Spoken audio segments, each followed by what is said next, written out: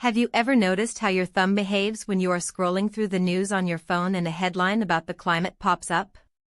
For most of us, there is a very specific physical reaction. We feel a slight tightening in our chest, a sense of guilt, or perhaps just a deep, heavy boredom. We scroll past it. We look for something lighter, something funny, or something that feels relevant to our actual lives right now. It is a strange thing to admit, but even the people whose entire job is to inform us often feel this same urge to look away.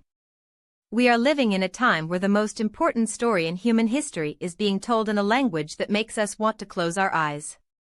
We hear about giant reports, complex data, and doomsday scenarios that feel so big they become invisible.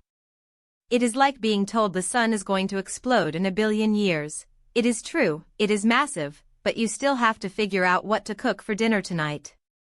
We are going to explore why we have stopped clicking on the truth and how we can find our way back to it. We will look at how the climate is not just a scientific topic for people in white lab coats, but a lens through which we can see everything from the food on our plates to the sports we love to play. It is a journey from being overwhelmed and paralyzed to being curious and active. Most importantly, we will see that the key to facing the future is not more fear, but more connection. On the surface, we believe that more information leads to more action. The surface concept here is that if we just give people enough facts, enough data points, and enough warnings, they will change their behavior. We assume that the problem is a lack of knowledge. We think that the scientists just need to speak louder or that the headlines need to be more dramatic. On the surface, it seems like climate change is a separate beat in the newsroom, a special corner for experts who enjoy reading graphs. We look at a wildfire or a heat wave and we see it as a single, tragic event, like a car accident on the highway. We think that once the fire is out, the story is over. This surface level of thinking keeps us in a cycle of reaction.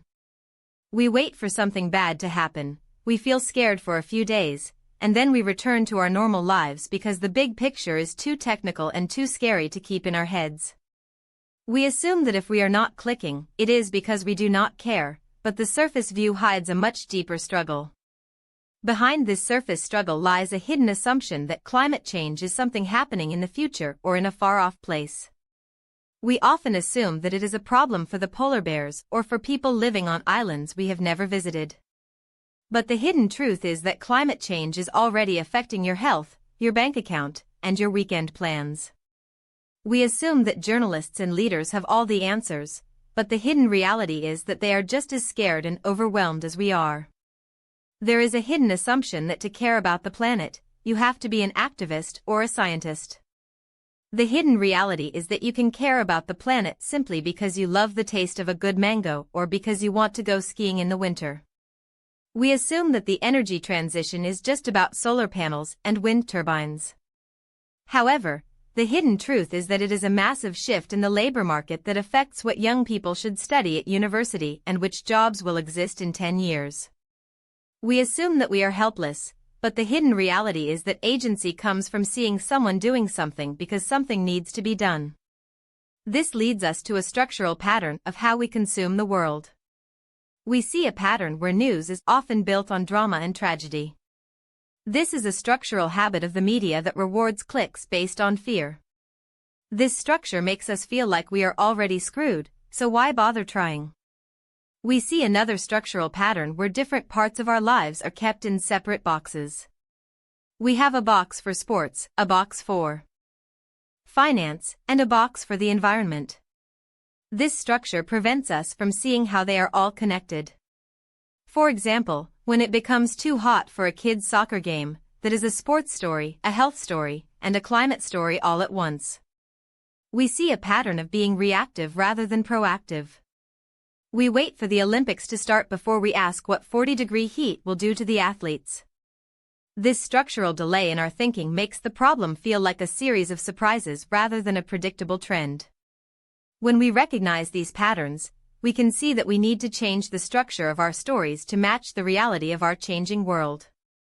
We can reframe our entire perspective by seeing climate change not as an angle or a topic, but as a lens. Imagine putting on a pair of glasses that allows you to see the connection between the price of your insurance and the rising sea levels. We can reframe the climate story by finding our mango.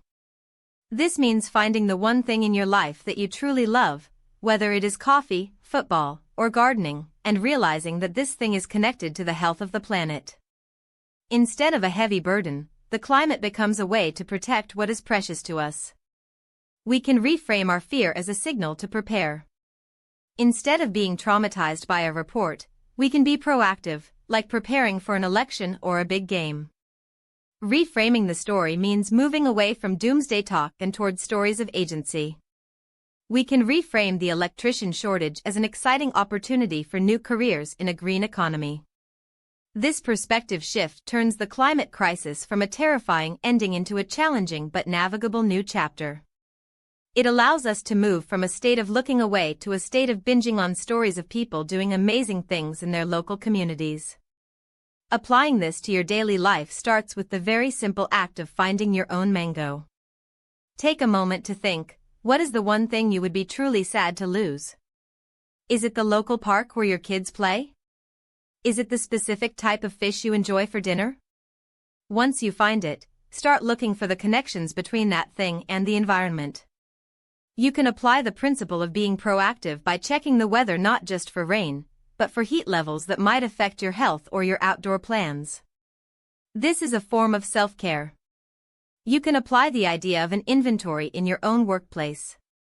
Ask yourself, how does the changing world affect my industry? If you are in finance, look at insurance.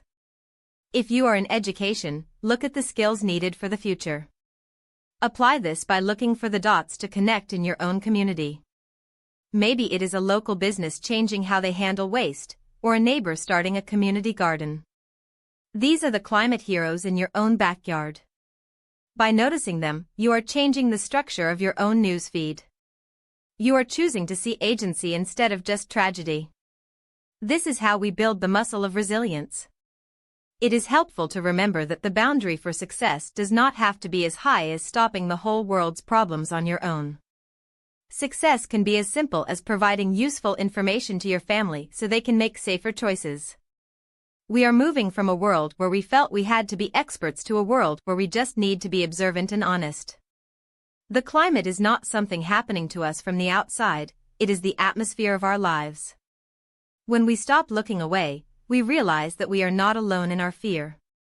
We are part of a massive team of people, 600 journalists and counting, plus millions of others, who are starting to ask the right questions.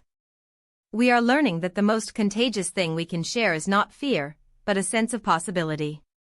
The story of the future is still being written, and we are the ones holding the pen. We can choose to write a story where we found the courage to look at the mangoes, the coffee, and the ski slopes, and decided that they were worth the work.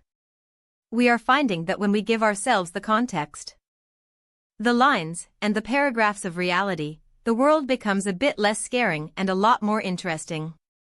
We are not just readers of the news, we are the actors in it. If you were to stop right now and look at the one thing in your daily routine that brings you the most simple joy, how would your perspective of the future change if you saw that joy as the very thing you are meant to protect?